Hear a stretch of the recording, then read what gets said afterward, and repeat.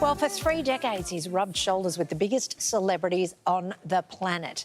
Now, Nelson Aspen is taking us back to where it all began with a brand new novel, Dancing Between the Raindrops.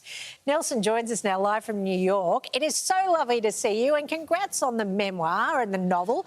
You've shared stories about your life in the Big Apple in the 80s. What made you want to write this one? Thanks. It's so lovely to be with you. And after all these decades, I got to Channel 10 just in the nick of time. So thank goodness.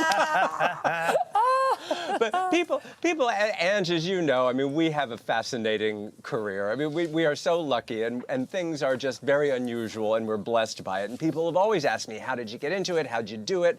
And I thought, well, and I blame it on my memory, and it's not my memory. I'm like, well, I couldn't possibly remember it all. The fact is, it's too outrageous to be believed. So I thought if I fictionalize it, if I make it into a semi-autobiographical story and fictionalize it, I can combine characters, I can move things around sequentially. So yeah, it's a perfect 14-episode streaming series, and hopefully first in a trilogy. But yeah, I just decided I'll do it this way because I can tell the stories. The stories I tell are like 99% true, and you'll have some fun determining, well, some stars are named by name, and other stars are couched with pseudonyms. Nelson, how much of this one is true? You started out the biz as a young actor. Is it true that Princess Diana helped you launch your TV career?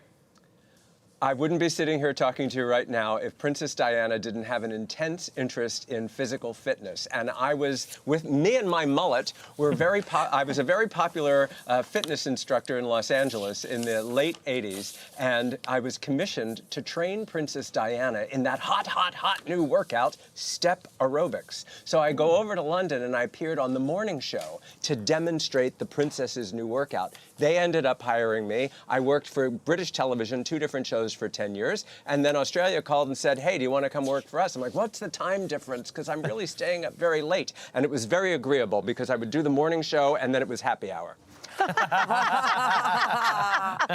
Perfect, perfect. Did we hear you're already planning a sequel about your time in LA as well?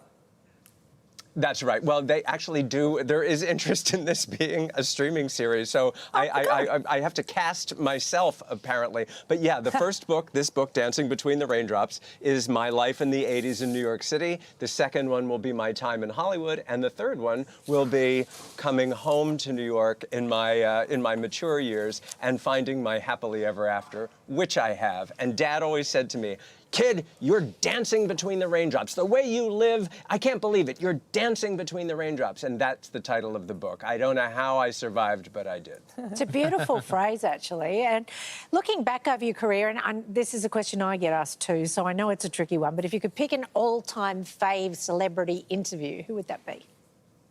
Well, Ange, you and I both like the vintage, the classic stars, so it's easy for me to go with a Julie Andrews or a Tony Bennett or things like that. But what's really interesting to me is when stars pass, you look back on them with a fresh eye. And my time with Lisa Marie Presley was very dear to me, and getting to go to Graceland, and they built a new chapel in Graceland. Just for this particular interview. They built a chapel because they figured, why are they sending all the money to Vegas to do the Elvis weddings? They can make some money at Graceland doing weddings, so they built a chapel. And we had this amazing interview in the chapel, and that was really special. And then stars, as you know, once you start to interview them multiple times, they become part of your social network. And that was the case with stars like Julianne Moore and Hugh Jackman. And you end up singing at weddings with Hugh Jackman. He's a wedding singer, yeah. So it's an amazing life. Oh, how good. Hey, Nelson, between yourself and Ange, we have an encyclopedia of showbiz knowledge. So we thought we'd put you both to the test. I'm rusty. This is no fair. I like a tie. I hope it's a tie. It's been a pretty rollicky 24 hours here, too. I might be a bit off my game, but we'll see how we go. Right, I wanted to try and get like a little video into it when you got Oh, there it is. Oh, cool. Uh-oh. You've even got graphics. There we go. It's not all you have to do. You just ask for it and it comes up. That's Look great. at God, you hold some pull in this place. Good, was you that just right? click your fingers and there it is. Right, well, Nelson, look, here's the rules, OK? So you're each going to quiz the other, OK? 1 round each, and I'll have a speed round with the both of you at the end. Wow, yeah? OK. So, Nelson, we'll let you start, OK? You can quiz Andrew maybe 2 or 3 questions. Alrighty. All right. Here we go. And what Dustin Hoffman film is widely regarded as the worst movie of all time? It's one word, Ishtar. Very good, and I was in that movie. So if you watch the last 10 minutes of that movie, you will see little teenage Nelson in there. Well, I'm in BMX Bandits with Nicole Kidman, her first movie here in Australia. So there you go. You right win. back at you. Yeah. You gave away your first answer to your first question, Ange. If we're... You it's two got and your his- origin stories. Right, question number 2, Nelson. What have you got for Ange? All right, let's see if this is a little harder. We're going way back. Who died from jumping off the Hollywood sign? Oh, she was an actress.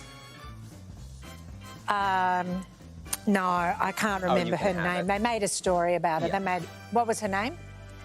Her name was Peg Entwistle. It was going back to, I think, the 20s, back when Hollywood said Hollywood Land, because it was a development of housing called Hollywood Land. And that's when they got rid of land, because land, the D in land was the 13th letter. So people were like, oh God, people are gonna start jumping off the 13th letter. We gotta get rid of it. So, Yeah, she was an actress who was doing All it right. tough, yeah. Nelson, we would have asked One if you more. were part of any of that footage, but it's back in the 1920s, so it would have been.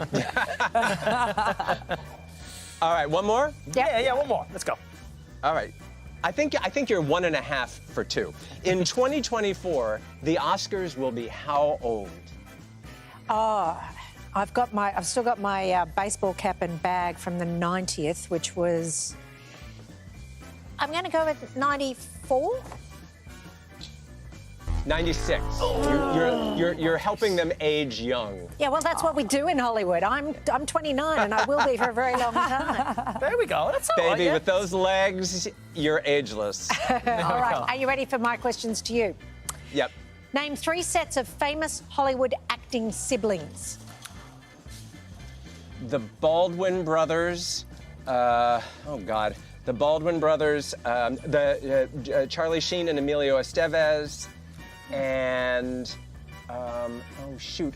Ron Howard and Clint Howard. Oh, yeah, nice. Warren Beatty and Shirley MacLaine was my other one. Well, did you say brothers or I said siblings? I was thinking siblings. male, but yeah. I said okay. siblings. All right.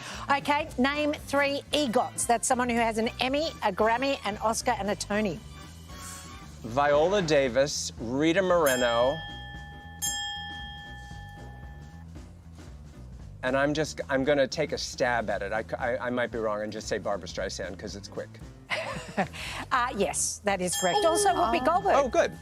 Oh, Yeah, wow. too. Yeah. Wow. And now, name 3 Nepo babies who have won an Oscar. That's offspring of famous parents. 3. Well, Jamie Lee Curtis is probably the most famous one. She would be one. Oh, geez. Pink Prada dress, cried a lot. Oh gosh. I don't know. Shakespeare I in would Love. need to sit and think about this Gwyneth- over a martini Gwyneth- with an extra olive. Gwyneth. Goopy. Oh yeah, Gwyneth Paltrow. Okay. Too bad Christina Crawford never won one. She tried. She just wrote the book instead. There we go. She fast-tracked it straight to the memoir. Liza Minnelli would be the 3rd. Yes, of course. Well, she's even in your profile picture on social media. You love her. No, you're not wrong. Dancing Between the Raindrops is out now. Nelson Aspen, it has been such a delight catching up with you. I look forward to seeing you in the flesh very soon. See you in New York. Thanks, guys. Take care, Thank Nelson. you. It's beautiful how much you two love and respect each other in a world that's sometimes fickle. It's lovely to see. And you're wearing the same clothes. That's nice. Yeah, yeah. True.